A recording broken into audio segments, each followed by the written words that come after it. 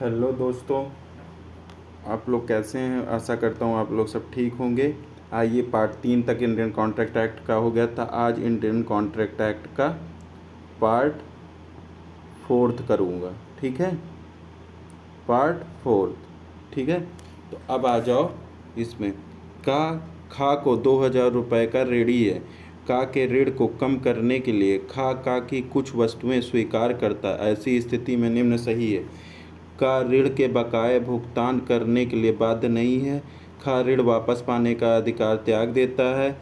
वस्तु के सुपुर्दगी ऋण के आंशिक भुगतान माना जाएगा। वस्तु के सुपुर्दगी ऋण का पूर्ण भुगतान माना जाएगा। तो क्या माना जाएगा?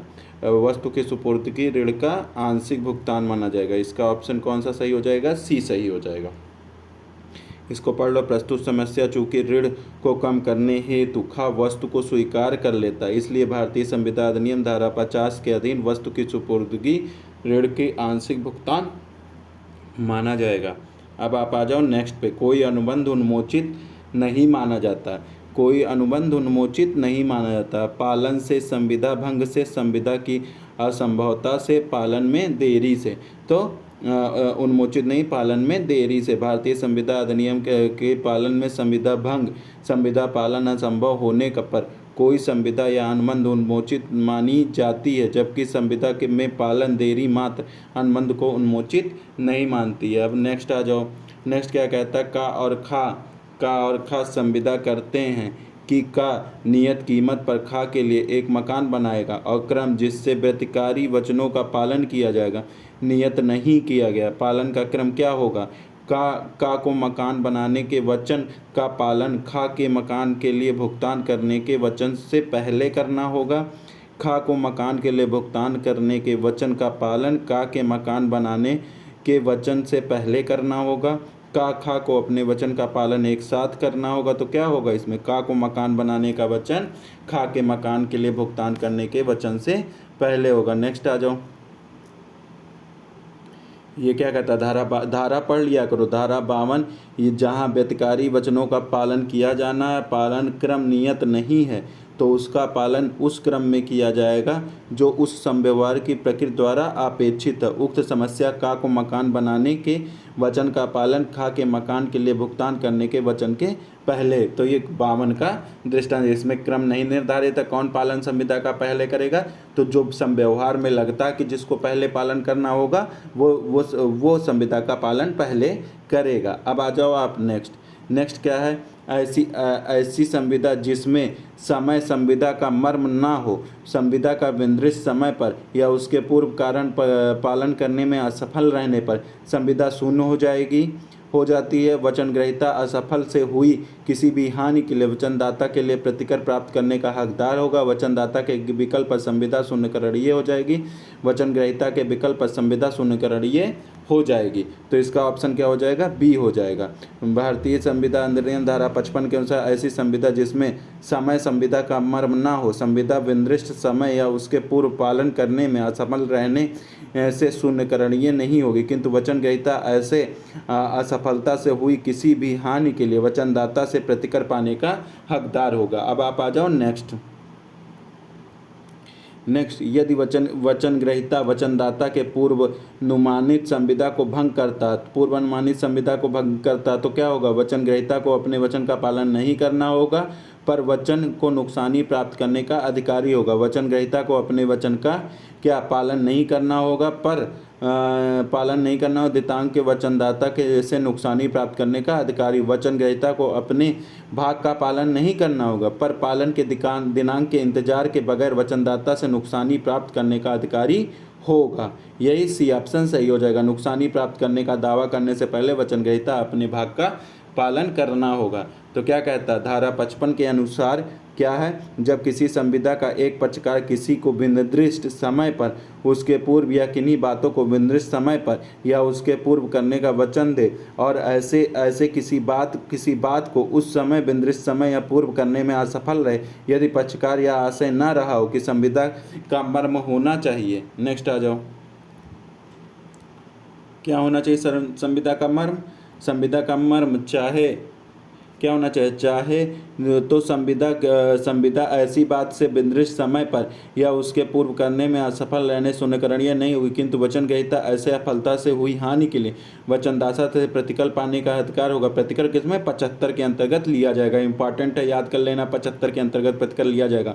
वह करार जो ऐसे कार्य करने के लिए हो जो स्वतः असंभव हो, स्वतः ही असंभव हो, अपरिवर्तनीय, शून्यकरणीय, दोषपूर्ण, शून्य हो जाते हैं। तो ये असंभवता का सिद्धांत 56 है। इसको क्या कहते हैं, करते हैं ऐसे कार्य करने में जो असंभव हैं वो क्या हो जाते हैं, शून्य हो जाते हैं। असंभवता का करार शून्य हो जाता है। देखो लिया, असंभवता का सिद्धांत कहाँ दिया, 56 में दिया। इसको छोड़ दो। असंभवता एक संविदा को शून्य बना देती, कौन सी, भौतिक विधिक और भौतिक विधिक और व्यवहारिक। तो क्या, धारा 56 के अनुसार वह करार जो ऐसा कार्य करने के लिए जो स्वतः असंभव शून्य होगा। धारा 56 में निहित प्रावधान के विफल अर्थात नराशय के सिद्धांत, डॉक्ट्रिन ऑफ फ्रस्ट्रेशन कहते हैं। इस धारा के अंतर्गत भौतिक, विधिक और व्यवहारिक संविदा का पालन तीनों प्रकार से असंभवता के संविदा को शून्य बना देती है। अब नेक्स्ट आ जाओ, भारतीय संविदा किस धारा में, विफलता के बारे में। विफलता किस धारा में, 56 में, ये भी छोड़ दो। नराशय का सिद्धांत स्व ये देखो, ये इंपॉर्टेंट है। संविदा नराशय का सिद्धांत नहीं है, स्व अभिप्रेरित नराशय का सिद्धांत। विवक्षित विबंध का सिद्धांत, आभार के अमूल के परिवर्तन का सिद्धांत, उचित और युक्त साधन का सिद्धांत। तो क्या हो जाएगा, विवक्षित निबंधन का सिद्धांत, आभार में मूल परिवर्तन का सिद्धांत तथा उचित युक्त समाधान का सिद्धांत संविदा नराशय के सिद्धांत, जबकि स्वप्रेरित नराशय का सिद्धांत संविदा के नराशय सिद्धांत से न होकर उसकी सीमा पे है। अब नेक्स्ट आ जाओ, नेक्स्ट क्या, अप्रत्याशित घटना का सिद्धांत भारतीय संविदा अधिनियम की किस धारा के प्रावधान से उत्पन्न होता है। तो किस धारा के, 56 के तहत उत्पन्न होता है। फिर आ जाओ, संविदा निष्प्रभावी नहीं होगी वाणिज्य असंभवता के कारण, सरकार के किसी आदेश पर प्रतिबंध लगाए जाने के कारण, संविदा की विषय वस्तु को नष्ट हो जाने के कारण, व्यक्तिगत सेवा संबंधी संविदा के पक्षकार की मृत्यु अथवा अक्षम हो जाने पर। क्या हो जाएगा, वाणिज्य असंभवता के कारण नहीं होगा। देखो धारा 56 यहाँ से पढ़ लो आसान से। धारा 56 या उपबंधित करती है नैराश्य के सिद्धांत निम्नलिखित सीमाओं के, जिसके लिए क्या सीमाएं, क्या, स्वयं उत्प्रेरित व्यर्थता निष्पादित संविदा, ऐसी घटनाएं जिन्हें प्रतिज्ञाकर्ता रोक सकता है, वाणिज्य कठिनाइयाँ, असंभवता, वाणिज्य या असंभवता के कारण संविदा निष्प्रभावी नहीं होगी, यथा संविदा के तहत जिस माल की आपूर्ति की जानी हो उसको प्राप्त करने में कठिनाई या अमूल मूल्यों में वृद्धि, विफल अभिनिर्णय करने के लिए प्राप्त आधार नहीं। हरनंद राय कुलचंद बनाम प्रयागदास का वाद है। अब आ जाओ आप नेक्स्ट उस पर, संविदा विफलीकरण नहीं किया जा सकता है। क्यों नहीं किया जा सकता है, क्योंकि संविदा विफलीकरण क्यों नहीं किया जा सकता है, क्योंकि देखो इसका क्या क्वेश्चन देख लें, संविदा विफलीकरण वाणिज्य असंभवता याद कर लेना। अब आ जाओ नेक्स्ट पे, नेक्स्ट क्या कहता है, सही उत्तर, जादू द्वारा गुप्त निधि से, ये खूब इम्पॉर्टेंट, मोस्ट इम्पॉर्टेंट, गुप्त विधि से पता लगाना कि खा से का करार करता, यह करार कैसा होगा, पद्म करार होने के कारण धारा 30 के अंतर्गत, लोक नीति के विरुद्ध होने के कारण शून्य होगा, उद्देश्य अवैध होने के अपरिवर्ती, असंभव कार्य करने हेतु कर धारा 56 के अंतर्गत शून्य होगा। तो ये याद कर लेना, गुप्त विधि से धन का पता लगाना, धारा 56 असंभव कार्य करने शून्य होता है, चूंकि जादू से गुप्त विधि का पता लगाना असंभव कार्य, इसलिए यह करार शून्य होगा। फिर आ जाओ, क्या है, उल्लेखनीय करो, गलत सही उत्तर बताइए। इंग्लैंड में विकसित विफलता का सिद्धांत 56 के प्रथम पैरा में, 56 के द्वितीय पैरा में, यही इंपॉर्टेंट है, इसको ऐसे याद कर लो। 56 के द्वितीय पैरा में इंग्लैंड में विस्तृत व्यर्थता के सिद्धांत को समावेश है। सत्यव्रत घोष वर्सेस मंगनी राम के सर्वप्रथम इस वाद में भारत में मान्यता दी गई थी, ये भी इंपॉर्टेंट, सत्यव्रत घोष बनाम मंगनी राम में असंभवता के सिद्धांत, ये केस खूब पूछता है। नराशय के सिद्धांत पर विनिश्चय कौन सा था, सत्यव्रत घोष बनाम मंगनी, अभी बताया हूँ। इसमें क्या बताया गया कि नराशय का सिद्धांत उच्चतम न्यायालय ने सत्यव्रत घोष बनाम मंगली उल्लेखनीय किया। सुशीला देवी बनाम नरहर सिंह का वाद नराशय के सिद्धांत से संबंधित है। उच्चतम न्यायालय ने निर्धारित किया असंभवता उस चीज तक सीमित नहीं होती जो मानवीय दृष्टि से असंभव हो। नेक्स्ट आ जाओ, क्या है, सदभ्रष्ट घोष बनाम मंगनी राम का निम्नों से किस पे आधारित है? अवयस्क प्रतिफल विफलीकरण पे आधारित है। देखो इसमें क्या कहा गया, 56 विफलता की असंभवता यह महत्वपूर्ण। इसमें कौन थे न्यायाधीश? न्यायाधीश का नाम याद कर लेना, BK मुखर्जी थे इसमें, BK मुखर्जी। धारा 56 के अनुसार ऐसा कार्य करना जो स्वतः ही असंभव हो। नेक्स्ट आ जाओ, क्या है, संविदा के विफलीकरण के पश्चात संविदा पक्षकार संविदा के पालन को उन्मोचित हो जाते हैं। युद्ध की घोषणा से संविदा विफल कर देती, तो A और R दोनों सही है। राजाभिषेक के जुलूस को देखने के प्रयोजन से किराए पर कमरा लेने की संविदा व्यर्थ हो गई जब जुलूस स्थगित कर दिया गया। यह तथ्य किस मामले से संबंधित है? यह तथ्य क्रेल बनाम हेनरी। ये केस बहुत इंपॉर्टेंट, क्रेल बनाम हेनरी। नेक्स्ट आ जाओ, इसको पढ़ लो पूरा के सवा, ये खूब पूछता क्रेल बनाम हेनरी। जो इंपॉर्टेंट लगा दिया वो जरूर पढ़ लेना एक दो बार। क्या कहता है, यह तथ्य क्रेल बनाम हेनरी से संबंध न्यायालय ने निर्णय दिया कि किराए पर कमरा लेने का उद्देश्य दोनों पक्षकारों को राज्याभिषेक यानी कि जुलूस देखना था। संविदा का उद्देश्य जुलूस न निकलने के कारण क्या हो गया, व्यर्थ और निष्फल हो गया। अतः वादी किराया को नहीं प्राप्त कर सकता। क्रेल बनाम हेनरी के बाद में, और टेलर बनाम कार्डवेल, ये भी इंपॉर्टेंट, जितने केस है ये इंपॉर्टेंट हैं।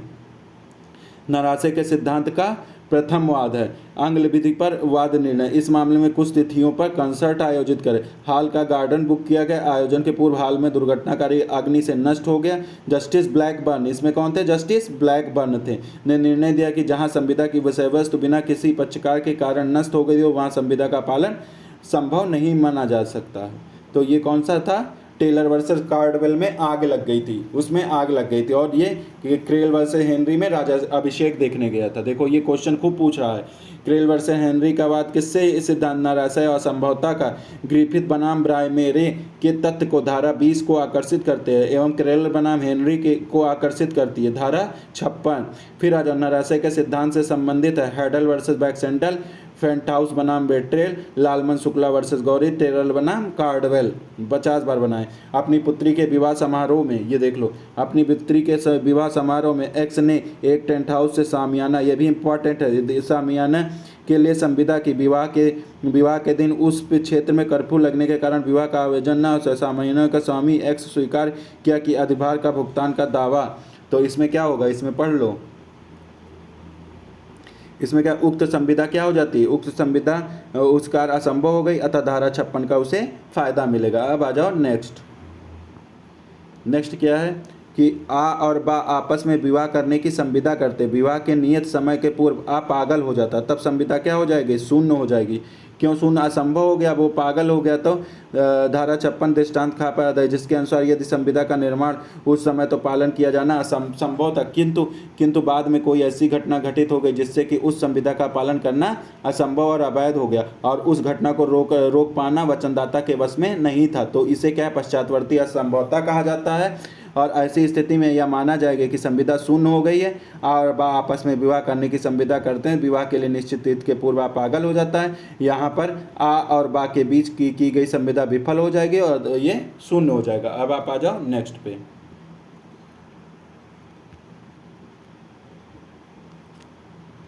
नेक्स्ट क्या है, नेक्स्ट क्या है, रुको,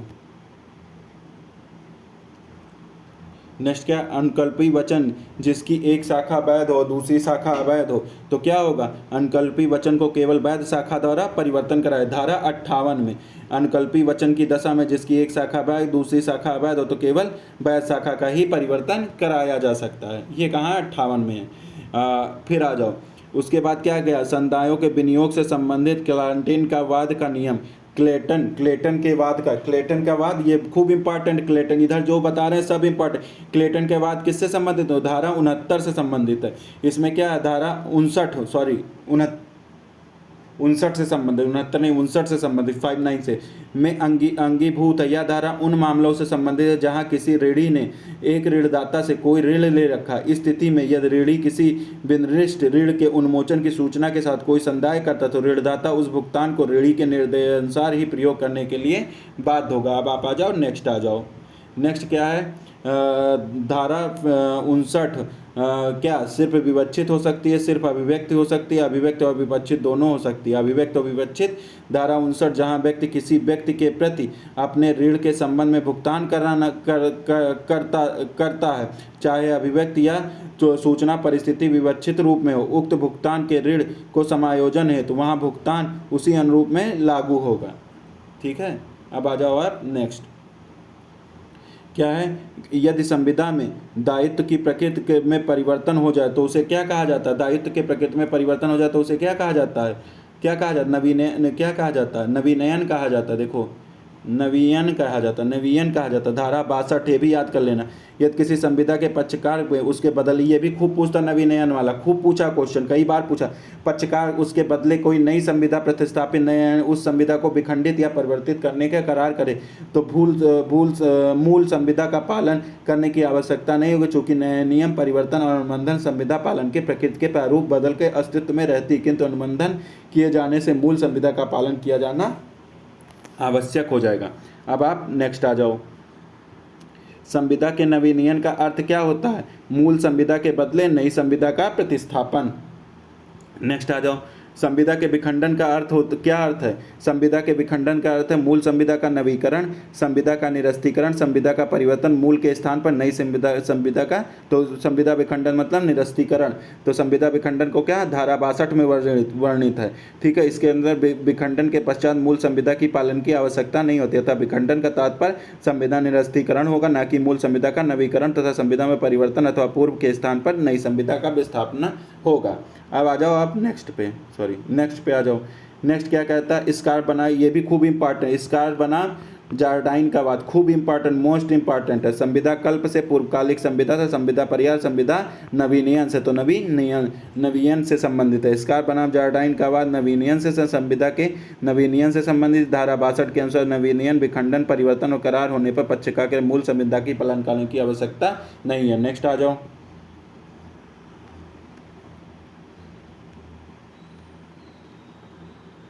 मूल संविदा का पालन करने की आवश्यकता नहीं है। ये क्या कौन सी परिस्थितियों में मूल संविदा की पालन करने की आवश्यकता नहीं? अनुबंध में मूल संविदा का पालन करने की आवश्यकता नहीं, अनुबंध हो जाएगा। ठीक है, फिर आ जाओ नेक्स्ट। क्या है? पीनल्स का बात खूब पूछता है भैया, ये पीनल्स का बात most important, most very important. Pinnel's के बाद प्रतिपादित किए गए सिद्धांत लागू नहीं होता, ऐसा निष्कर्ष निकालते भारतीय संविदा अधिनियम की धारा 63 में। धारा 63 के स्पष्ट प्रावधान होने का सिद्धांत भारत में लागू नहीं होता। पीनल्स का सिद्धांत अनुमोदन फोक्स बनाम बियर के वाद में किया गया है। अब आप आ जाओ नेक्स्ट में। धारा 63 यह कहती है कि वचन ग्रहीता अपने को दिए गए वचन के पालन का पूर्णतः या भागता परिहार कर सकेगा, इसलिए अनुबंधित राशि से कम राशि को स्वीकार कर लेना परिहार कहा जाता है। अब आप आ जाओ नेक्स्ट पे। नेक्स्ट क्या है? ए या बी का 5,000 रुपये का देनदार है, ए बी को 2,000 रुपये देता, बी संपूर्ण ऋण की तुष्टि उसे स्वीकार कर लेता है। यहाँ क्या होगा? यहाँ संपूर्ण ऋण का उन्मोचन हो सकता है। भारतीय संविदा अधिनियम धारा 63 या प्रावधान करती कि वचन के पालन हेतु वचन ग्रहीता स्वयं दिए गए वचन का पूर्णतः भागता परिहार कर देता है। प्रस्तुत समस्या दृष्टांत खा पर आधारित है। नेक्स्ट आ जाओ। नेक्स्ट क्या है? ए बी से 1,000 रुपये उधार लिया, ए ने ए बी को भुगतान किए और बी ने दावे को संपूर्ण समाधान के रूप में 7,000 रुपये स्वीकार किए। 10,000 रुपये दिए थे, 7,000 रुपये स्वीकार किए, तो इसे क्या कहेंगे? रेमिशन कहते हैं। इसे क्या कहते हैं? रेमिशन कहते हैं। यदि ऋणदाता संविदा के अंतर्गत दे धन से कम धन संपूर्ण मतलब जितना धन उसको देना था उससे कम धन स्वीकार कर लेता तो उसे क्या कहते हैं? उसे कहते हैं परिहार। रिमिशन मतलब कम कर देना कहते हैं। निम्नलिखित में से धारा में किस धारा के अंतर्गत शून्यकरणीय संविदा को निरस्त किया जा सकता है? शून्यकरणीय संविदा को निरस्त किया जाता है 64 में, तो इसको पढ़ लो। इसमें क्या दिया है? 64 के अंतर्गत शून्यकरणीय संविदा विखंडन के परिणाम के बारे में बताया गया है। धारा 65 शून्य करार में लाभ प्राप्त करने वाले व्यक्तियों की बाध्यता का प्रावधान है। धारा 66 शून्यकरणीय संविदा के विखंडन की सूचना का प्रतिसंग्रहण की रीत तथा धारा 67 वचन ग्रहीता द्वारा वचनदाता को अपने वचन के पालन करने के लिए युक्त सुविधाएं देने से इनकार करने वाले के वचन को ऐसे अपालन की छुटकारा मिलने का प्रावधान दिया गया। नेक्स्ट आ जाओ। एक संविदा के शून्य हो जाने के पश्चात प्रतिफल के रूप में प्राप्त धन वचनदाता को क्या हो जाएगा, वचन ग्रहीता को वापस करने के लिए बाध्य हो जाता है, वचन ग्रहीता को वापस करने के लिए बाध्य हो जाता है। नेक्स्ट क्या है, देखो इसको पढ़ लो। धारा 65 के अनुसार क्या है, जब किसी करार को शून्य होने का पता चले तो कोई संविदा शून्य हो जाए तब वह व्यक्ति जिसने करार या संविदा के अधीन कोई फायदा प्राप्त किया है, तो वह फायदा उस व्यक्ति को जिसने उससे प्राप्त किया, फायदा जिस व्यक्ति को उसने प्राप्त किया, प्रत्यावर्तित मतलब वापस कर देगा, उसके लिए प्रतिकर देने का आबद्ध होगा। अतः प्राप्त धन वचनदाता वचन ग्रहीता को वापस करने के लिए बाध्य होता है। ये कहाँ बताया गया है, 65 में बताया गया। ये इंपॉर्टेंट है, ये भी देख लेना। प्रत्यावर्तित भारतीय संविदा शून्य संविदा के अधीन प्राप्त लाभ का प्रत्यावर्तित किसमें दिया गया, धारा 65 में दिया गया, अभी ऊपर पढ़ाया हूँ, ये पढ़ लो। ये खूब इंपॉर्टेंट आ गया भैया, मोस्ट इंपॉर्टेंट क्वेश्चन। एक संगीत समारोह में गाने के लिए बी से संविदा करती है और 1000 रुपये अग्रिम राशि प्राप्त कर लेती। ए इतनी बीमार है कि गा नहीं सकती। ए गाना गाने के लिए बाध्य है। ए बी को क्षति के लिए प्रतिकर देना बाध्य है। ए अग्रिम राशि वापस करने का लिए बाध्य है। उपयुक्त में से कौन नहीं, तो ए अग्रिम राशि जो उसको दी गई थी टोकन मनी, वो वापस करने के लिए बाध्य है। देखो ये धारा 65 के अनुसार जब कोई भी संविदा हो जाए तो वह व्यक्ति ऐसी संविदा के अधीन कोई भी फायदा प्राप्त किया तो उस व्यक्ति को वापस कर देगा जिससे उसने प्राप्त किया है। अब आ जाओ आप नेक्स्ट। धारा 65 के नियम उन करारों पर लागू होते हैं जो गलती के कारण, प्रतिफल की विफलता के, असंभवता के कारण, उपयुक्त सभी के कारण। धारा 65 ये भी खूब इंपॉर्टेंट, कब लागू होता है, गलती के कारण, प्रतिफल विफलता के कारण, असंभवता के कारण, उपयुक्त सभी के कारण। नेक्स्ट आ जाओ। भारतीय संविदा अधिनियम की कौन सी धारा ऐसी संविदा को लागू होती है जिनका शून्य होना ज्ञात है, अर्थात करार का उद्देश्य अवैध या जानकारी करार किए जाने के समय दोनों पक्षकार को थी, तो धारा 65 हो जाएगा। धारा 65 फिर पढ़ लो। उन मामलों में लागू नहीं होती जिनमें करार किए जाते समय, ये देखो इंपॉर्टेंट है, क्या मालूम उस समय करार के अवैध उद्देश्यों के बारे में दोनों पक्षकारों को जानकारी थी, ज्ञातव्य है। अवैध उद्देश्य के लिए किए गए करार शून्य होता था। धारा 64 शून्यकरणीय संविदा के विखंडन का परिणाम है। धारा 66 शून्यकरणीय संविदा के विखंडन की संसूचना और प्रतिसंग्रहण की रीति है तथा धारा 17 अनुग्रहिक निःशुल्क कार्य फायदा उठाने वाले व्यक्ति की बाध्यता से संबंधित है। अब आप आ जाओ नेक्स्ट।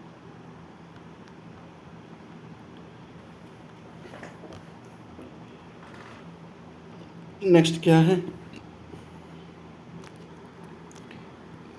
धारा 65 शून्य करार के अधीन उस संविदा के अधीन जो शून्य हो गई है, कोई फायदा प्राप्त करने वाले पक्षकार को ऐसा फायदा परिवर्तित करने के उसके लिए प्रतिकर देने की बाध्यता से संबंधित प्रस्तुत समस्या 65 के दृष्टांत इतने पे आधारित है। फिर आ जाओ नेक्स्ट।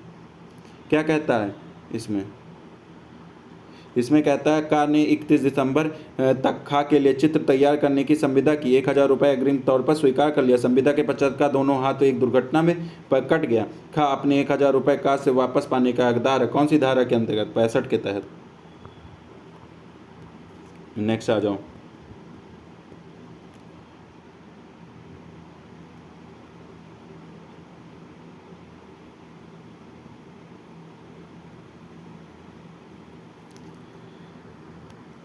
निम्न में से कौन सा सम्मिलित नहीं है। सत्यभ्रष्ट घोष बनाम मंगरी नैराश्य का सिद्धांत बताया था। श्री कुरुक्षेत्र बनाम यूनिवर्सिटी, ये समाश्रित संविदा से संबंधित ना होकर कपट से संबंधित है। ये कपट से संबंधित है, ठीक है, कपट से संबंधित है। अब संबंधित है तथा होचेस्टर डीलाटूर पूर्णकालिक संविदा, खूब पूछा हैडलबल से बैक्सेंडल संविदा भंग से।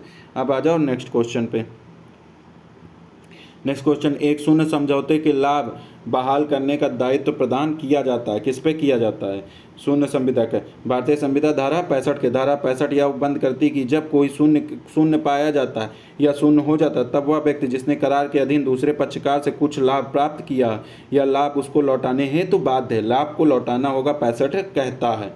अब आ जाओ। 65 का नियम उन करारों पर लागू होता है जो शून्य होते हैं, मूल भूल के कारण, प्रतिफल की विफलता के कारण, संविदा की असंभवता के उपरोक्त सभी कारण से। ये एक बार और आ चुका है क्वेश्चन, ऊपर पीछे पढ़ चुका हूँ।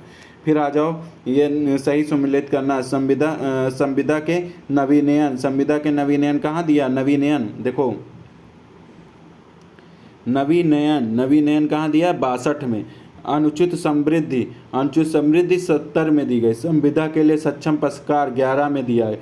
मृत्यु कारित करने की धमकी देकर संपत्ति कब्जा से हटाना 15 में दिया है।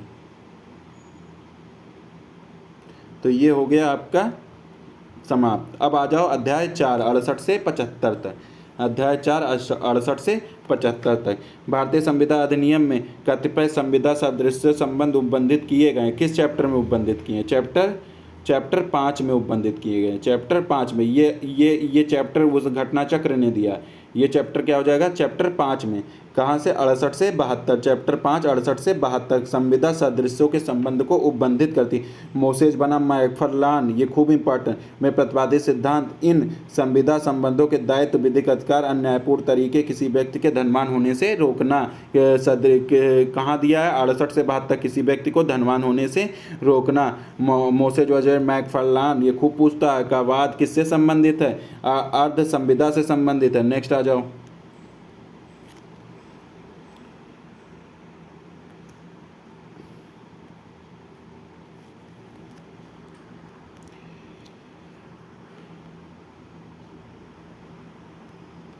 भारतीय संविदा अधिनियम धारा 5 के 68 से 72 तक कुछ संविदा सदृश संबंधों और अर्ध संविदा संबंधों से उपबंधित किए। मोसेज वजह मैकफरलान का वाद अर्ध संविदा से संबंधित। इस वाद में प्रतिपादित सिद्धांत पर आधारित है कि इन संविदा के संबंधों का दायित्व, विधिक अधिक आधार, अन्यायपूर्ण तरीके से किसी व्यक्ति को धनवान होने से रोकना है। अब आ जाओ नेक्स्ट। संविदा कल्प में दायित्व, विधिक अधिकार को स्पष्ट किया जाता है। तो इसमें किसमें? न्याय विरुद्ध समृद्धि के विरुद्ध। तो इसमें पढ़ लो, इसको बहुत बढ़िया तरीके से इसमें दिया है। धारा 68 से 72 तक की धाराओं में ऐसे उल्लेख किया जो संविदा द्वारा सृजित संबंधों को सदृश, परंतु वे किसी भी संविदा द्वारा सृजित नहीं होते हैं। अंग्रेजी विध में उन्हें संविदा कल्प कहा जाता है। संविदा कल्प के आधार पर सृजित संबंधों में दायित्व के विधिक अधिकार को क्वासी कॉन्ट्रैक्ट कहते हैं। संविदा कल्प को, ठीक है, अंग्रेजी में याद कर लेना। आधार को स्पष्ट करते हुए मोसेज वर्सेस मैकफरलान के वाद में लॉर्ड बनाम मैन्सफील्ड ने कहा, जब कोई व्यक्ति दूसरे की कीमत पर अन्यायपूर्ण ढंग से धनी होता तो प्रकृत न्याय साम्या की या मांग है कि ऐसी स्थिति में जिस व्यक्ति ने अन्यायपूर्ण ढंग से लाभ अर्जित किया है वह उसे वापस कर दे। अतः क्वासी कॉन्ट्रैक्ट को विधिक आधार पर न्याय विरुद्ध समृद्ध ने स्पष्ट किया। अब आ जाओ आप नेक्स्ट पे। नेक्स्ट क्या कहता है? संविदा कल्प बाध्यता का विधिक अधिकार निम्नलिखित में से अनुचित वृद्धि को रोकना है। संविदा कल्प के दायित्व के सिद्धांत के प्रतिपादक कौन है? ये इंपॉर्टेंट है। कौन प्रतिपादक हैं? Lord Mansfield. अब आप आ जाओ नेक्स्ट क्वेश्चन पे।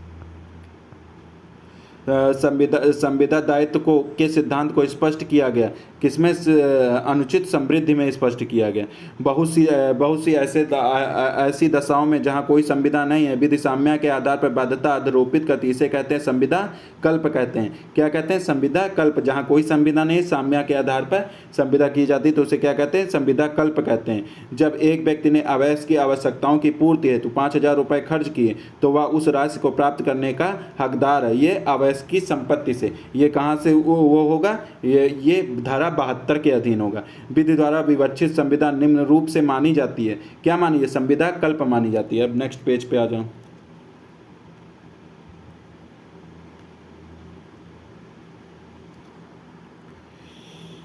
का एक पागल व्यक्ति उसकी पत्नी और उसके बच्चों को आवश्यक वस्तुएं प्रदान करता का प्रतिपूर्ति प्राप्त करने का अधिकारी है। केवल को प्रदाय की गई आवश्यक वस्तुओं के संबंध में व उसके परिवार को प्रदाय की गई वस्तुओं के संबंध में व उसके परिवार को प्रदाय की गई वस्तुओं के संबंध में का को कोई प्रतिपूर्ति प्राप्त करने का हकदार नहीं है। तो इसका ऑप्शन क्या हो जाएगा? सी हो जाएगा। अब इसका एक्सप्लेनेशन पढ़ लो। एक्सप्लेनेशन सबका पढ़ लेना, इससे रिवीजन हो जाता है।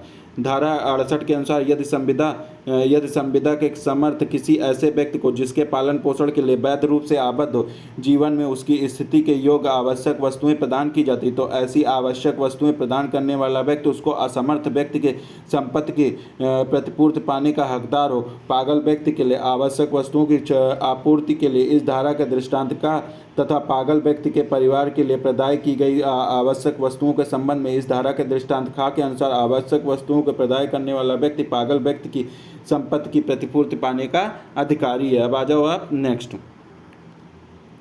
खा कैसे सुख से पुत्र का पालन का करता, वैसे करते हुए खा के व्ययों का संदाय कर खा वचन देता है। तो क्या वचन देता है? विधि द्वारा मान्य है। 68 में संविदा करने असमर्थ व्यक्ति के भरण पोषण में प्रदाय की गई वस्तुओं के लिए प्रतिभूति प्राप्त करने का प्रावधान धारा 68 के अनुसार अवैध या पागल व्यक्ति अथवा उसके बच्चों या पत्नी या भरण पोषण के आवश्यक वस्तुओं को प्रदाय करने वाले व्यक्ति इसकी संपत्ति पूर्ति प्राप्त करने का अनुसार ऐसी संविदा क्या हो जाएगी? विद्यमान और क्या हो जाएगी? परिवर्तनीय हो जाएगी। फिर आ जाओ, एक व्यक्ति जो किसी अवैध की आवश्यकता वितरित करता है, पुनः वही खर्च अवैध की संपत्ति से पाने का आधार का अधिकार है, तो क्या हो जाएगा? संविदा कल्प हो जाएगा। नेक्स्ट आ जाओ। नेक्स्ट क्या है? यदि अवैध की आवश्यकताओं की पूर्ति की जाती है तो क्या हो जाता है? अवैध का व्यक्तिगत दायित्व अवैध का दायित्व नहीं है, अवैध की जायदाद या संपत्ति का दायित्व है। 68 में ये हो जाएगा। फिर आ जाओ आप नेक्स्ट क्वेश्चन पे। भारतीय संविदा 68 के अनुसार क्या होता है? 68 के अनुसार केवल अवैध की संपत्ति ही उत्तरदायी होती है। 68 के अनुसार केवल अवैध की संपत्ति उत्तरदायी होती है। नेक्स्ट आ जाओ। नेक्स्ट क्वेश्चन आ जाओ। कौन क्या बोलते हैं? कौन संविदा का सदृश संबंध नहीं है? अब नहीं है, ये इंपॉर्टेंट। निःशुल्क ना होने वाले कार्य का लाभ उठाने वाले व्यक्ति की बाध्यता, पड़े माल पाने वाले का दायित्व, अधिरोचित प्रतिकर, नवीनयन नहीं है। तो इसमें क्या है? क्वासी कॉन्ट्रैक्ट नहीं है। जबकि निःशुल्क ना होने वाले कार्य का लाभ उठाने वाले व्यक्ति की बाध्यता धारा 70 में, ये कहाँ है? धारा 70 में। पड़े माल पाने का दायित्व खूब पूछता है, 71 में है।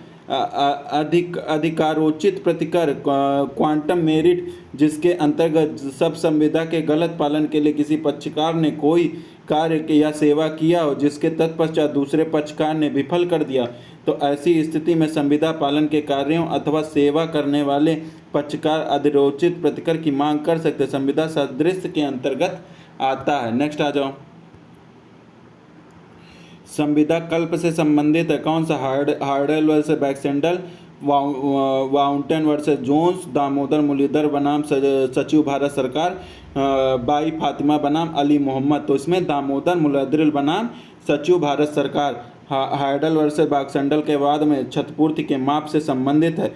वाउंटेन बनाम जोन्स का वाद भूल से, दामोदर बनाम मुदलियार बनाम सचिव भारत संघ का वाद अनुग्राहिक कार्य का फायदा उठाना, व्यक्ति की बाध्यता से संबंधित संविदा के कल्प से संबंधित। अब आ जाओ नेक्स्ट। नेक्स्ट क्या है? जितना काम उतने दाम के आधार पर वाद लाने का अधिकार उत्पन्न होता है। जितना काम उतना दाम के वाद लाने का अधिकार उत्पन्न होता है। क्या यहीं पे है? जब किसी पक्षकार ने संविदा का भागता पालन किया है और दूसरे पक्षकार द्वारा उन्मोचित हो गया है। तो ये देखो, ये पढ़ लो। जितना काम उतना दाम के आधार पर वाद लाने का अधिकार तब उत्पन्न जब किसी पक्षकार ने संविदा का भागता पालन कर लिया और दूसरे पक्षकार द्वारा उन्मोचित किया हो। ऐसी स्थिति में दूसरे पक्षकार संविदा का समाप्त मान कर द्वारा किए गए कार्यों का युक्त पारस्परिक की मांग कर सकता है। 70 में दिया है, ये पढ़ लेना। ए जो एक व्यवसायी है बी के घर पर सामान गलती से छोड़ देता है, बी सामान को अपना समझकर वो क्या करता है? क्या बी भुगतान के लिए बाध्य है? हाँ, बी भुगतान के लिए बाध्य है। ये कहाँ? ए मूल ये अनुग्रहित, बी ये कहाँ है? अतः भारतीय कहाँ? 70 में है, ये 70 में उपबंधित है। नेक्स्ट आ जाओ। नेक्स्ट क्या है कि बा को के घर उससे मिलने तथा गलती से अपना झोला वहाँ भूल जाने के कारण 1 किलो मिठाई थी जिसमें बा के बच्चों ने खा लिया, तो इसका क्या होगा? बा की अबाध्यता मिठाई की कीमत आ को देनी होगी। अब आ जाओ नेक्स्ट 12 पे।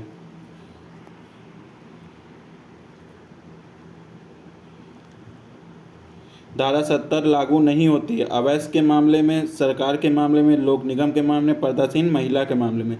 तो अवैध के मामले में लागू नहीं होती है। ये स्टेट ऑफ बंगाल बना बी के मंडल संस, ये भी खूब इम्पॉर्टेंट है, ने निर्धारित किया धारा 70 अवैध के विरुद्ध सिद्धांत रूप से लागू नहीं की जा सकती। अब आ जाओ नेक्स्ट। क्या कहता है? एक व्यक्ति जो किसी दूसरे व्यक्ति का सामान पाता और उसे अपने अभिरक्षण में रखता, उसका दायित्व उसी प्रकार होता है जैसे स्वामी का होता है, गिरवीदार का होता है, उपनियति का होता है, अभिरक्षक का होता है। कैसा होता है? उपनियति का होता है। खूब पूछा क्वेश्चन है। धारा 51 के जो व्यक्ति अन्य का माल पड़ा पाता वह अपनी अभिरक्षा में लेता उत्तरदायित्व के अध्याधीन होगा, जिसके अत्याधीन उपनियति ज्ञातव्य है कि ऐसे दायित्व संविदा कल्प के अधीन माने जाते हैं। नेक्स्ट आ जाओ, क्या कहता है? भारतीय संविदा अधिनियम के अनुसार किसी वस्तु को पड़ा पाने का अधिकार कहाँ? 71 में। खूब पूछा। माल को प्राप्त करने की जिम्मेदारी किसके तहत होती है? क्षतिपूर्ति के, अर्ध अनुबंध, क्वासी कॉन्ट्रैक्ट के। फिर और क्या है? आकस्मिक अनुबंध में तो किसमें? क्वासी कॉन्ट्रैक्ट में हो जाती है। चलो अब आ जाओ, भारतीय संविधान में खोए हुए माल पाने का अधिकार क्या होता है? उपनियति का होता है। ये अभी बता दिया हूँ। फिर आ जाओ, निम्नलिखित में से कौन सा करार शून्य है? निम्नलिखित में से कौन सा करार शून्य है? नेक्स्ट क्वेश्चन आ जाओ, क्या कहता है? ये हो गया है। अब ये वाला क्वेश्चन 28 क्या कहता है कि बा को 200 टन तेल बेचने का करार करता है। विधिक कार्रवाई के अवरोधक करार, किसी व्यक्ति के विवाह को अवरोध करने वाले करार, बा आ का पर्स पा को पड़ा मिलता है और ए पर्स बी को लौटा देता है, ए को बी को 100 रुपये का देने का वचन देता है। तो इसमें क्या हो जाएगा? कौन सा करार शून्य नहीं है? तो डी वाला करार शून्य नहीं है। 71 में क्या कहता है कि वह व्यक्ति जो किसी अन्य का माल पड़ा हुआ पाता है तथा उसे अपनी अभिरक्षा में ले लेता है, वही उसी प्रकार दायित्वहीन होगा जिसे उस प्रकार उपनियति आ और बा को पड़े पाने के लिए पाता तथा उसे बा को वापस लौटा देता है। ये हो जाएगा। चलो नेक्स्ट आ जाओ,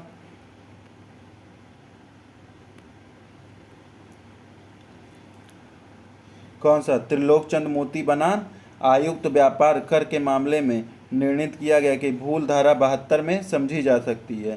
पैसों के भुगतान में किया गया देय जबकि वास्तव में देय नहीं था। जिस पैसे का भुगतान किया गया था देय नहीं था जबकि वास्तव में देय था। जो पैसा भुगतान किया गया वह कानूनी देय था। उपयुक्त में से कोई नहीं। पैसा जो कि भुगतान किया गया, ये ऑप्शन हो जाएगा। पैसा जो कि भुगतान किया गया देय था जबकि वास्तव में वह देय नहीं था। तो इसमें क्या हो जाएगा? त्रिलोकी चंद बनाम इसके बाद में मोती चंद के बाद में क्या है? निर्णित किया गया कि यदि कोई व्यक्ति अपनी संपत्ति की अवैध कुर्की से बचाने के भुगतान कर देता है, जब वह उसके भुगतान के लिए दायी नहीं होता, तो ऐसे स्थिति रकम भुगतान करने वाला व्यक्ति धारा 72 के अंतर्गत रकम वापस प्राप्त कर सकता है। नेक्स्ट आ जाओ,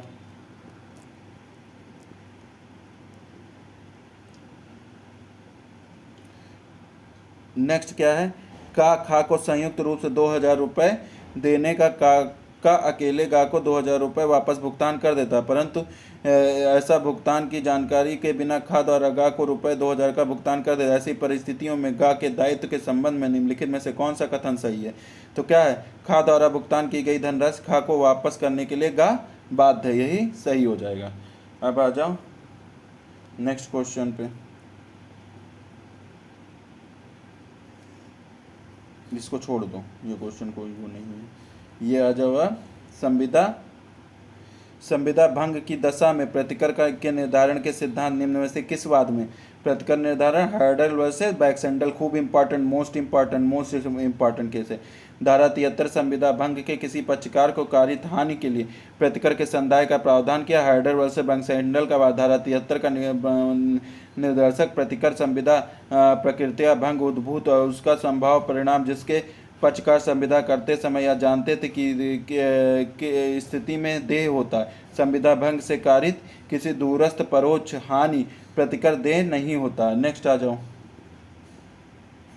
नेक्स्ट क्या है? हानि या नुकसान के लिए प्रतिकर के संबंध का प्रावधान किसमें दिया? हानि या नुकसान 73 में दिया। ये छोड़ दो। हार्डर वर्सेस बैक्सेंडल किससे संबंधित है? अभी बताया ऊपर, बताओ किससे संबंधित है? हार्डर वर्सेस बैक्सेंडल का बात किससे संबंधित है? अरे यार क्या तेरा पढ़ा रहा था। हार्डर वर्सेस बैक्सेंडल का बात किससे बताओ?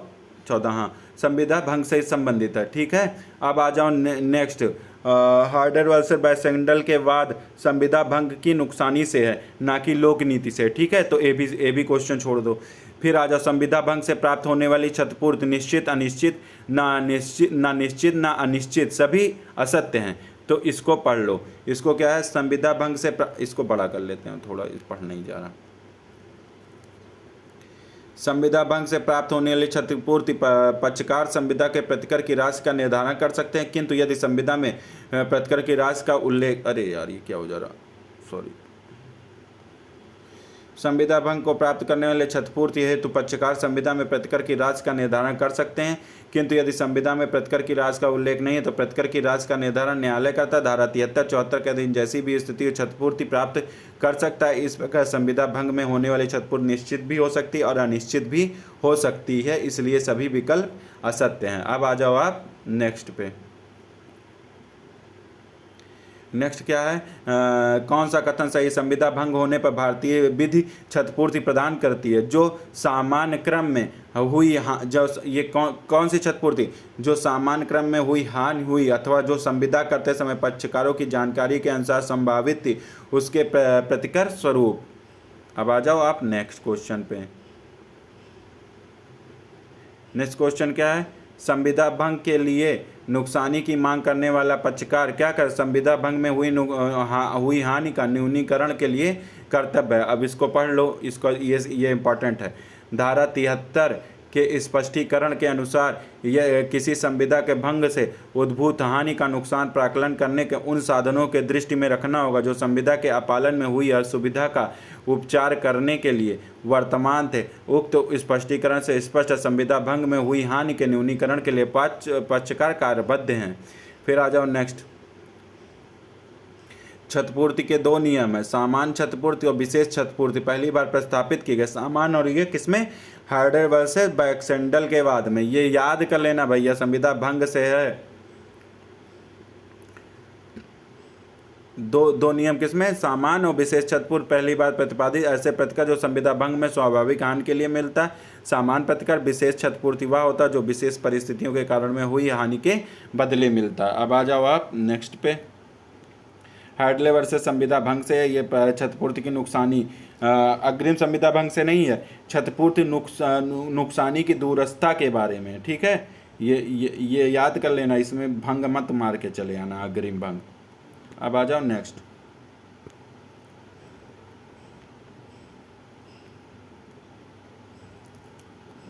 हार्डले वर्सेस बैक्सेंडल का वाद क्या है?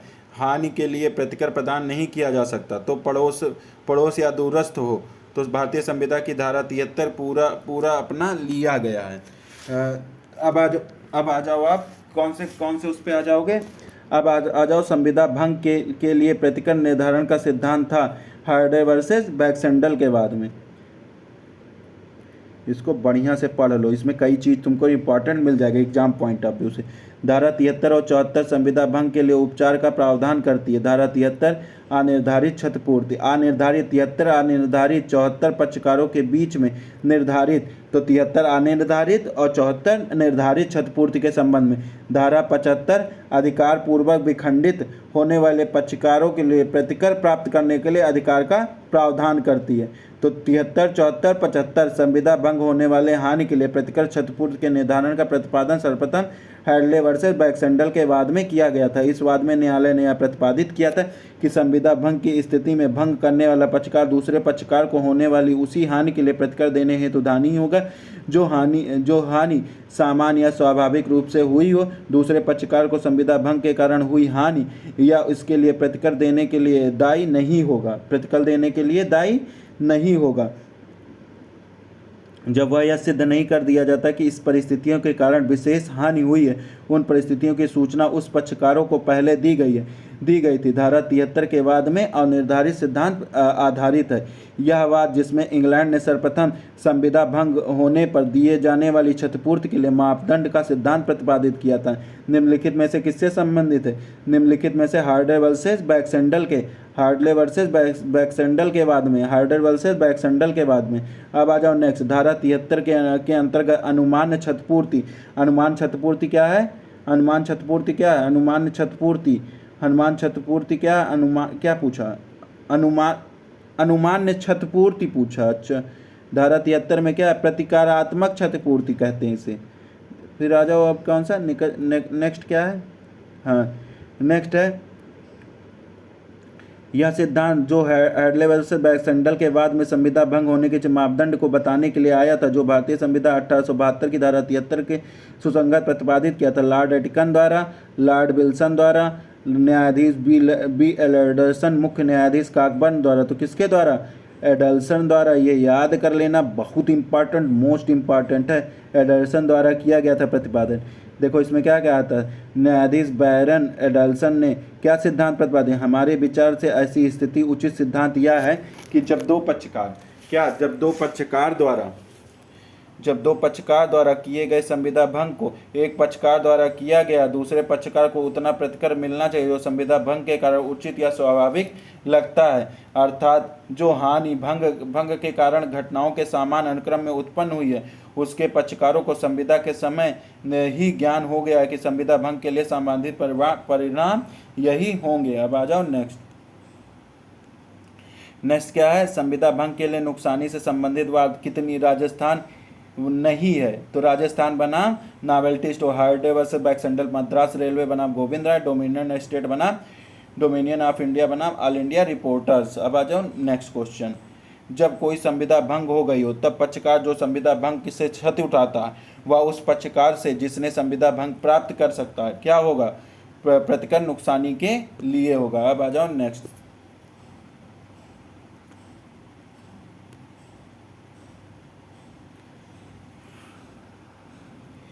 क्या है? धारा 73 से 75 तक संविदा भंग के लिए उपचार का प्रावधान है। धारा 73 के अनुसार जब कोई संविदा भंग कर दी गई है तब वह पक्षकार जो ऐसे भंग से क्षति उठाता उस पक्षकार को जिसने संविदा भंग की अपने को द्वारा हानि के लिए प्रतिकर की नुकसानी प्राप्त कर सकता है। अब आ जाओ नेक्स्ट पे, ये भी पढ़ लो। जितना दृष्टांत रहता है, ये नीचे का एक्सप्लेनेशन दिया रहता है वो सब पढ़ लिया करो। क्या? धारा 73 संविदा भंग कारित हानि के नुकसान के लिए, क्योंकि ये रिवीजन हो जाता है बार बार पढ़ने से, प्रावधान किया गया है। धारा 73 के अनुसार प्रतिकर ऐसे हानि या नुकसान के लिए दिया जाता जो ऐसी घटनाओं प्रायिक अनुक्रम प्रकृता ऐसे भंग उद्भूत हुआ हो जिसका संविदा भंग असंभव परिणाम होना पक्षकार उस समय जानते थे जब उन्होंने संविदा किया था। अब आ जाओ नेक्स्ट क्या है? एक मशीन बनाने के लिए बी को 10,000 रुपये देता है। जब बी मशीन के आंशिक रूप से निर्मित की जाती है तब संविदा फ्रस्ट्रेशन डिस्चार्ज हो जाती है। पार्टी के लिए क्या उपाय उपलब्ध है? तो इसमें क्या उपाय? ए बी को 10,000 रुपये की वसूली कर सकता है। ए को कोई राशि बी को भुगतान करने की आवश्यकता नहीं है। बी को 10,000 रुपये अपने पास रख सकता है। बी केवल डिस्चार्ज से पहले हुए खर्चों का हकदार होगा। तो धारा 73 के दृष्टांत पर क्या आधारित है? जब मशीनों के आंशिक रूप से निर्मित हो जाती है और संविदा का फ्रस्ट्रेशन से डिस्चार्ज हो जाती है तब भी संविदा के डिस्चार्ज से पहले हुए खर्चों का हकदार हो जाता है। अब आ जाओ नेक्स्ट पे, देखो इसको भी पढ़ लो। संविदा उपचार रेमेडी के रूप में क्षतिपूर्ति, परिनिर्धारित क्षतिपूर्ति, अपरिनिर्धारित क्षतिपूर्ति, संविदा का विनिर्दिष्ट पालन। तो संविदा का विनिर्दिष्ट पालन, इंजेक्शन प्रदान किया जा सकता है किंतु जुर्माना संविदा भंग का उपचार नहीं है। तो याद कर लेना क्या क्या? क्षतिपूर्ति दी जा सकती है, विनिर्दिष्ट पालन कराया जा सकता है, इंजेक्शन लगाया जा सकता है, लेकिन जुर्माना नहीं लगाया जा सकता संविदा भंग के उपचार में। फिर आ जाओ यहाँ पे क्या कहता है? धारा 75 के अनुसार कथन ए, धारा 74 ये भी छोड़ दो। कभी कभी संविदा केवल भंग होती है किंतु उससे कोई हानि संविदा के कारण नहीं होती। ऐसी स्थिति में न्यायालय नाम मात्र एवं प्रतीकात्मक रूप से क्षतिपूर्ति प्रदान कर सकता है। इसके अतिरिक्त इसी प्रकार कोई स्वाभाविक क्षति के न होने पर भी पक्षकार को हुई मानसिक पीड़ा हेतु अपवाद स्वरूप दांडिक रूप से क्षतिपूर्ति की जा सकती। इस विषय पर चार्टर बनाम सोलेविन, लखनऊ डेवलपमेंट अथॉरिटी बनाम एन.के. गुप्ता, ये दोनों एन.के. गुप्ता वाला केस इंपॉर्टेंट है मानसिक क्षतिपूर्ति के लिए। ये इंपॉर्टेंट है, खूब आ गया रूई वाला, ये खूब इंपॉर्टेंट है, ये मोस्ट इंपॉर्टेंट है। क्या? रुई की गांठें बा को बेचने के लिए एक नियत दिन पर प्रदत्त करने की संविदा करता। बा अपने कारोबार के संचालन के ढंग के बारे में कुछ नहीं जानता। अपना वचन भंग करता है। बा रुई ना होने के कारण अपनी मिल बंद करने के लिए विवश हो जाता। मिल बंद होने के कारण बा को कार्यस्थान के लिए उत्तरदायी होगा। हाँ नहीं? नेक्स्ट आ जाओ। तो उत्तरदायी होगा कि नहीं? नहीं होगा। क्या कहता, क्यों नहीं होगा? पढ़ो। 73 के दृष्टांतता के पर आधारित है। चूंकि बा के कारोबार के संचालन के बारे में नहीं जाता था, मिल बंद होने का बा को कारित हानि के लिए आ उत्तरदायी नहीं होगा। ये इंपॉर्टेंट है, ये यहाँ 50 बार पढ़ लेना। फिर हम नेक्स्ट आ जाओ। नेक्स्ट क्या है? जहाँ संविदा भंग के कारण शास्त्र के रूप में राशि प्रावधान किया गया तो पीड़ित प्रतिकर क्षतिपूर्ति के रूप में हकदार होते। क्या? यदि वास्तविक हानि सिद्ध हो जाती है तो तय की गई धनराशि, यदि वास्तविक हानि सिद्ध भी नहीं हुई तो भी तय की गई धनराशि युक्त राशि परंतु तय की गई राशि से अधिक नहीं होनी चाहिए। युक्त राशि परंतु वास्तविक हानि सिद्ध हो जाए तो तय की गई राशि से अधिक भी, तो युक्त राशि होगा लेकिन अधिक नहीं होगा। 74 के अनुसार यदि पक्षकारों के बीच संपन्न संविदा भंग होने की स्थिति में एक निश्चित रकम की भुगतान की शर्त है तो न्यायालय संविदा भंग की स्थिति में धनराशि को अधिकतम मानकर युक्त रूप से धन दिलवाएगा। अब आ जाओ नेक्स्ट।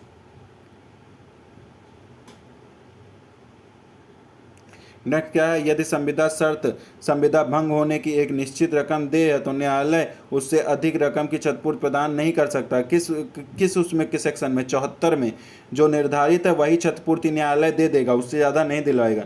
संविदा भंग की दशा में भुगतान है क्षतिपूर्ति की राशि जो पक्षकार के माध्यम द्वारा तय की गई वह संभावित क्षति के उचित निकट पूर्वानुमान प्रकृति में है तो उसे कहा जाएगा पर निर्धारित नुकसान ही कहा जाएगा। अब आ जाओ।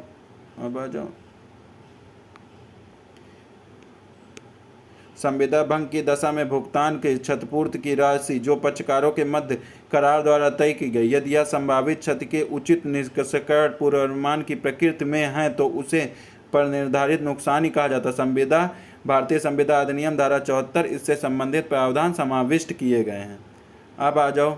द्रवित हर्जाना अनिवार्य रूप से नुकसान की प्रतिवचन वास्तविक पूर्व अनुमान है। द्रवित जुर्माना से तात्पर्य पर निर्धारित नुकसान इसे संविदा अधिनियम की धारा 74 में ऐसे संविदा भंग के प्रतिकर का प्रावधान है जो क्या शास्ति का अनुबंध है और ऐसी क्षतिपूर्ति जो संविदा भंग की दशा में भुगतान हेतु पक्षकार पर निर्धारित की गई है संभावित क्षति के निष्कपटता पूर्वानुमान की प्रकृति में क्षतिपूर्ति के लिए क्षतिग्रस्त पक्षकार पाने का हकदार है। नेक्स्ट आ जाओ।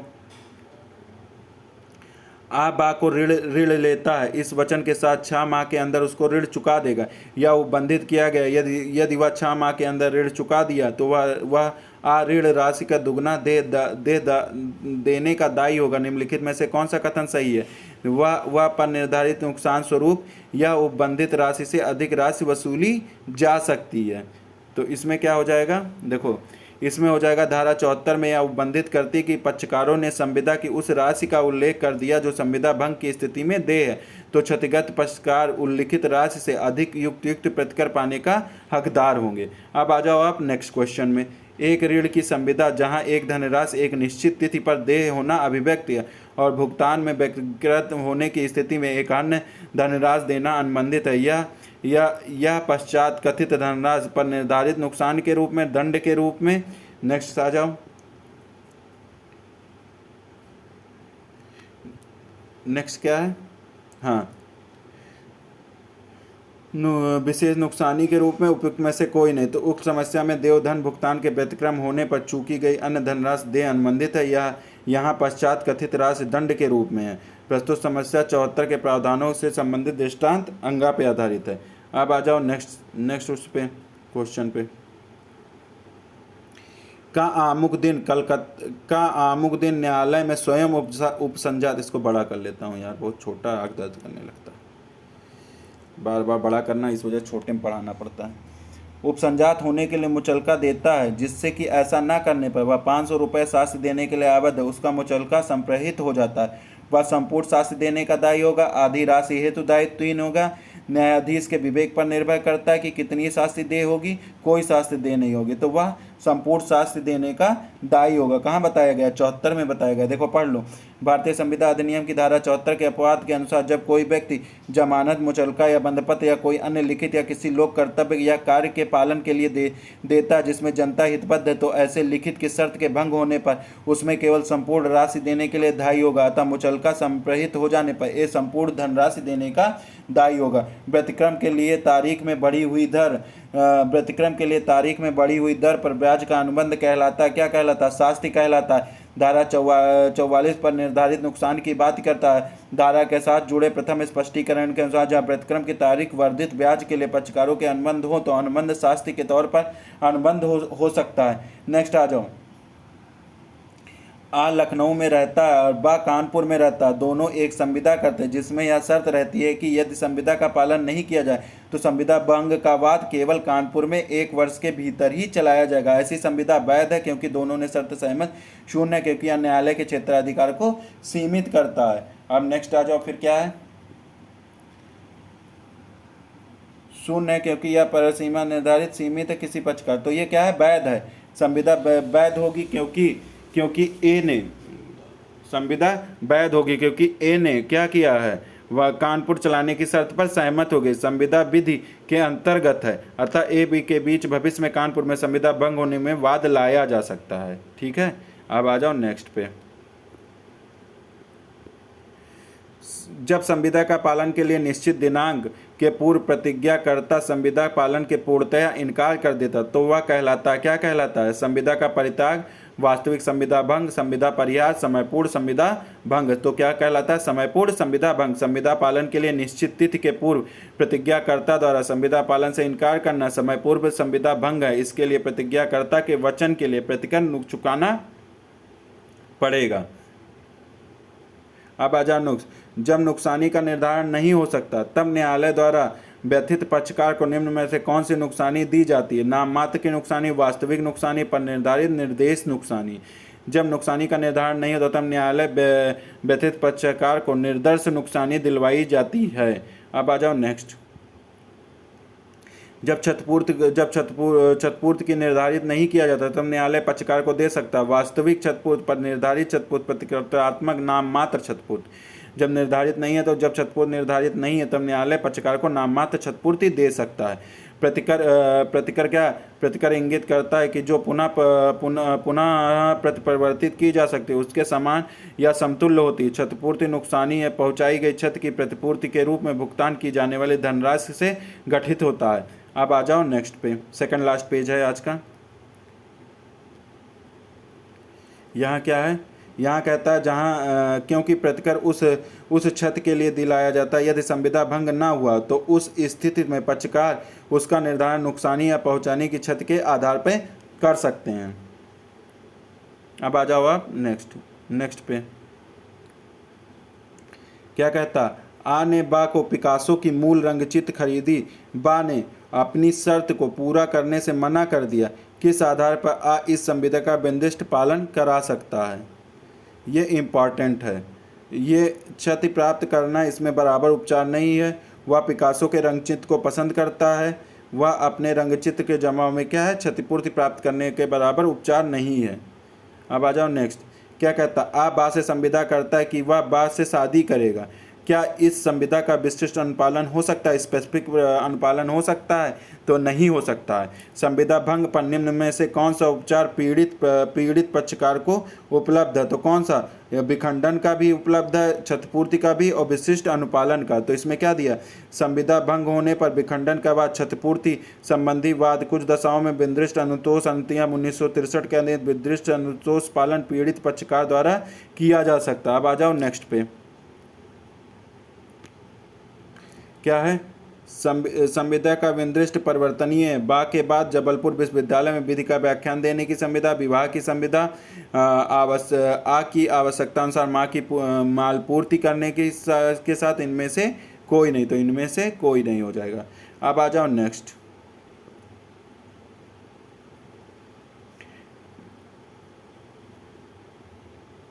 जमुना दास बनाम राम अवतार।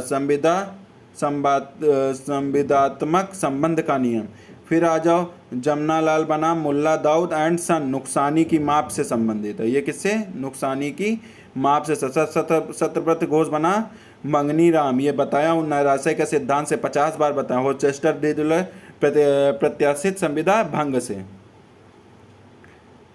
अब आ जाओ नेक्स्ट, लास्ट पेज है आज का, ये बस एक लेक्चर और बचा है, उसके बाद आपका पूरा कॉन्ट्रैक्ट घटना चक्र से कंप्लीट हो जाएगा।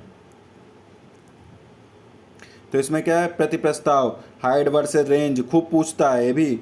भंग के लिए AKAM जमाल बनाम मुल्ला दाऊद, आचरण प्रतिग्रहण हिंदुस्तान कोऑपरेटिव इंश्योरेंस सोसाइटी, वाणिज्य कठिनाई गंगाराम सारन बनाम रामचरण राम गोपाल, ये भी इम्पॉर्टेंट है। अब आ जाओ नेक्स्ट, आ जाओ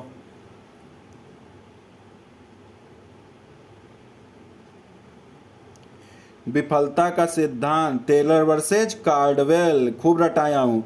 विशेष क्षतिपूर्ति किससे? हार्डले वर्सेज बैक्सेंडल से। पूर्वकालिक संविदा किससे संबंधित? होचेस्टर बनाम डीला टूअर, क्रॉस प्रस्ताव tin versus Hopman and company.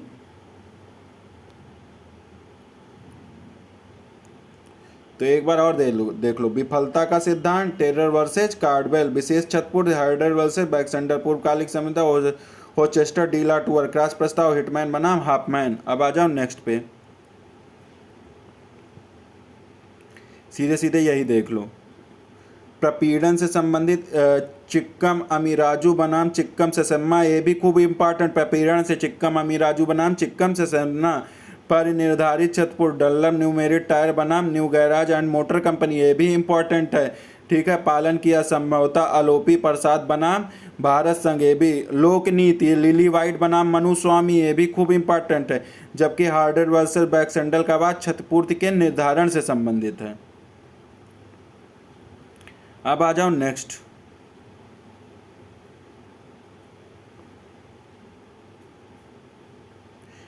क्या कहता है? दूसरे की इच्छा पर अधिशासन करना, दूसरे की इच्छा पर अधिशासन असमयक असर होता है। वचनदाता की वांछा पर प्रतिफल हो जाएगा। किसी बात को करने या न करने का समाश्रित संविदा, जहाँ कोई व्यक्ति किसी अन्य व्यक्ति के लिए कोई बात विधिपूर्वक करता, तो क्या होता है? संविदा कल्प होता है। तो बी ऑप्शन। आई होप आप लोगों को इतनी चीज़ें समझ में आ गई घटना चक्र से। बस इसके बाद एक लेक्चर और बचेगा कॉन्ट्रैक्ट का, उसके बाद कॉन्ट्रैक्ट समाप्त हो जाएगा। ठीक है, ओके, थैंक यू।